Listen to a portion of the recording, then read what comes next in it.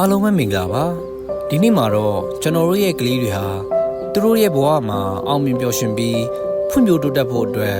ဘာတွေနဲ့ပြည့်စုံနေဖို့လိုအပ်လဲဆိုတာကိုပြောပြပေးသွားမှာဖြစ်ပါတယ်ကလေးတယောက်ရဲ့ဘဝမှာအောင်မြင်ပျော်ရွှင်ဖို့ဆိုတာ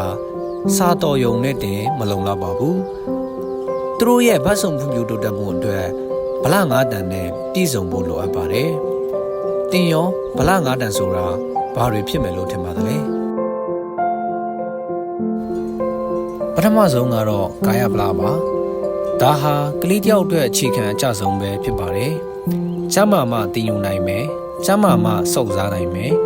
ကာယဗလာဆိုတာကြွက်သားကြည့်ဖို့အတွက်ကိုယ်ခံအားကောင်းမှုနဲ့ကိုယ်လက်လှုပ်ရှားတက်ကြွဖို့ကိုဆိုလိုတာပါမိဘတွေအနေနဲ့အာဟာရပြည့်အောင်ကျွေးမွေးရုံတင်မကပဲ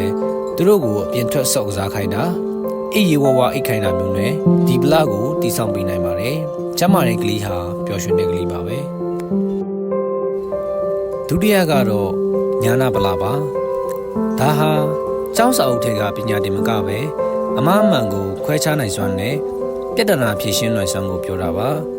ကလေးကိုစာအုပ်ဖတ်ပြပါသူတို့မေးတဲ့ဘာဖြစ်လို့လဲဆိုတဲ့မိကွန်းတွေကိုစိတ်ရှိလက်ရှိဖြေပေးပါကလေးရဲ့စူးစမ်းလိုစိတ်ကိုအားပေးတာဟာ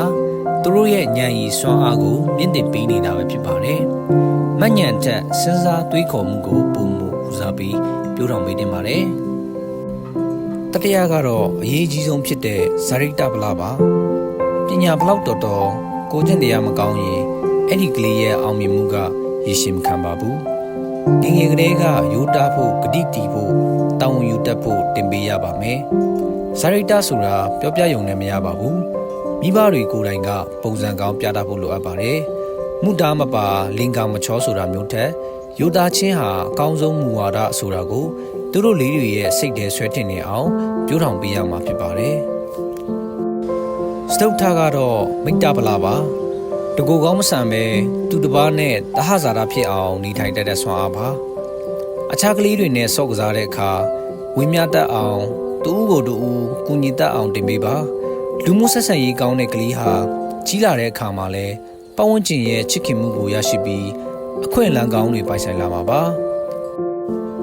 နောက်ဆုံးကတော့ဘောဂဗလာပါကလေးတွေကိုငွေအများကြီးပေးတာမျိုးမဟုတ်ပဲတန်ဖိုးထားတဲ့စိတ်မွေးမြူပေးတာပါ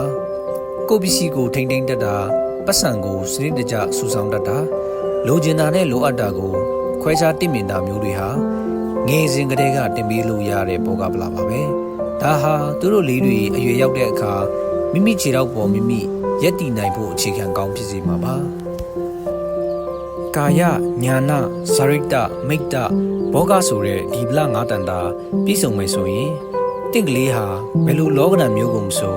ရဲရဲဝံ့ဝံ့ရင်ဆိုင်နိုင်တဲ့လူတော်လူကောင်းတယောက်ဖြစ်လာမှာအသေးချပါပဲအနာဂတ်ရဲ့ခြေပွင့်လေးတွေကိုအတူတူပြောထောင်ကြရအောင်ကျေးဇူးတင်ပါတယ်အခုလိုကလေးတွေနဲ့ပတ်သက်ပြီးဘုဒ္ဓတွေနားထောင်ခြင်းနေဆိုရင်တော့